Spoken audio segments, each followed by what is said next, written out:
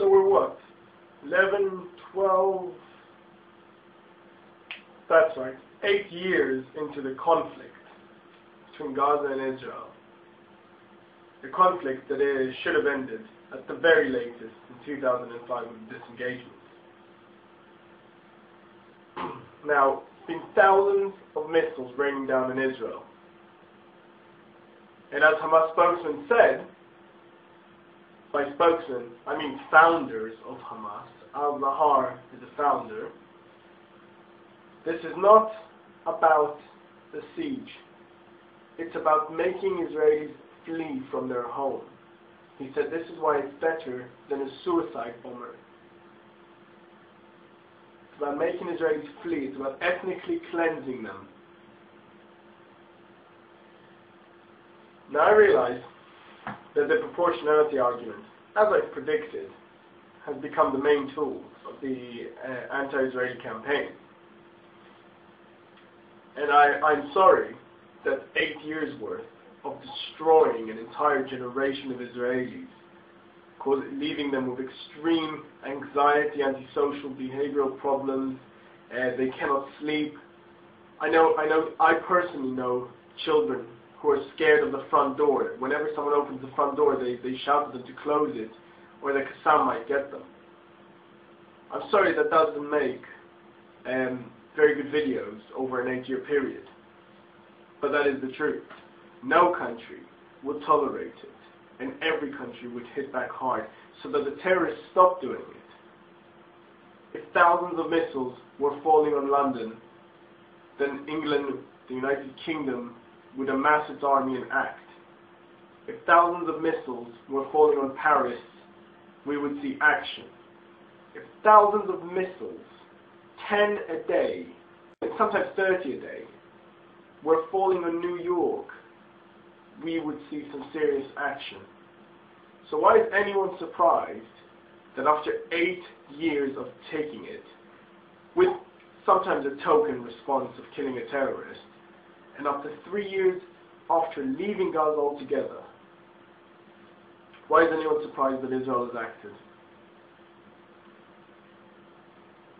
Now there are 3 main issues that I've picked up on.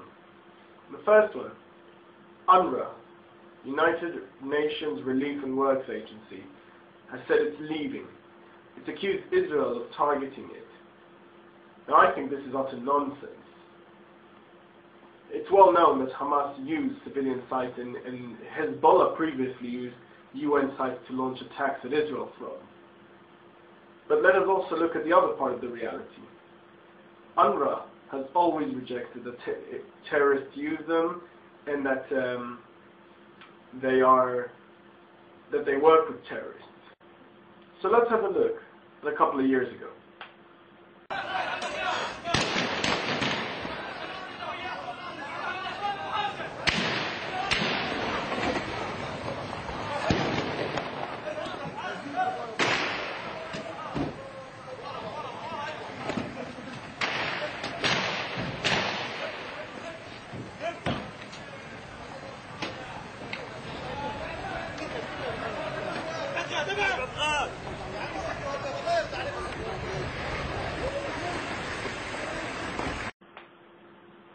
Now, I think that was clear.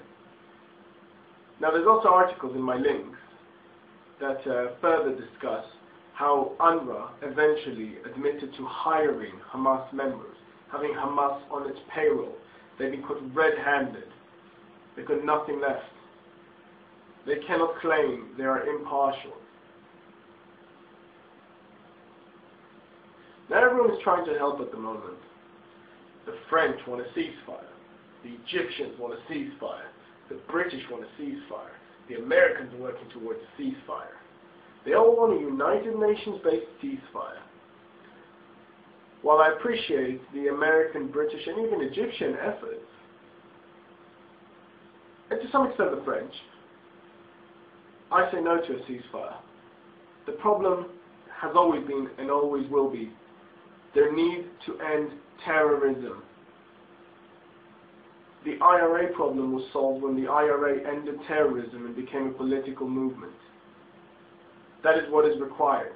That is the only way to hold negotiations. You cannot have a ceasefire where 6 months, 12 months, 18 months, Hamas decides they're strong enough or it's the right time or Israel is weak enough and attacks it. Israel cannot wait until it's just attacked whenever it's convenient for the terror movement. This is unacceptable. We need an end to terror. We need a dismantlement of Hamas. That is the only solution. Anything less is asking for future problems. Now, the third point is, remember the 5th of November, gunpowder, treason and plot.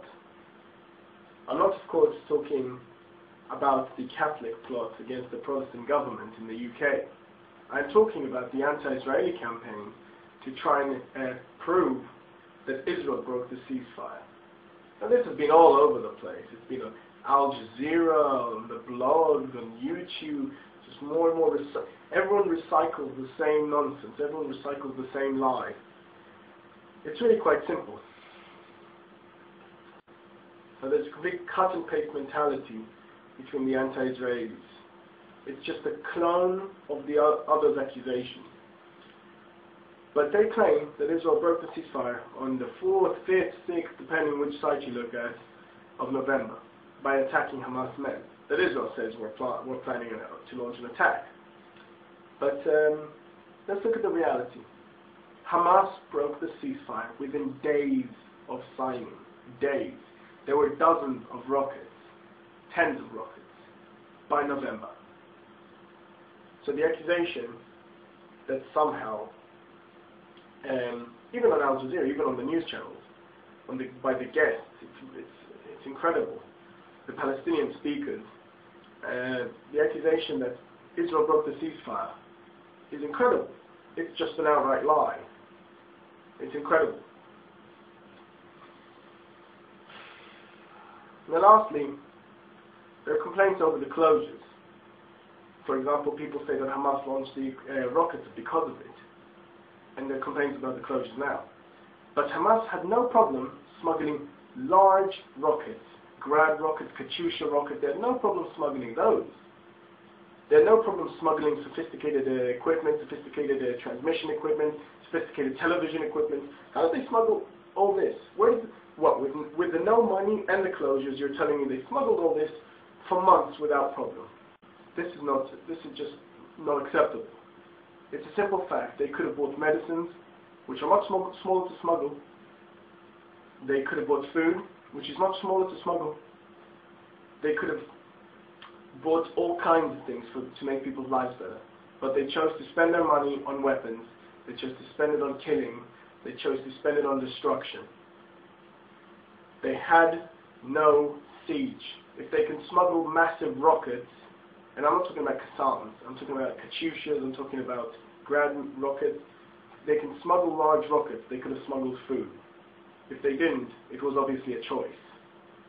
In any case, there was only a siege during the ceasefire after rockets were launched. So none of the accusations have been making any sense.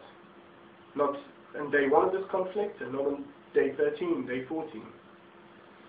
But again, I want to specify, there may not be many Israeli dead, but there is permanent emotional scarring and traumas and destruction of the entire youth of southern Israel. This is unacceptable. As someone else has said, you either have a border that is respected or you do not. Hamas's goal was to destroy Israel's youth, to make them flee southern Israel. It was never about the siege. It was never about the stopping. They could smuggle things with no problem. That was their goal.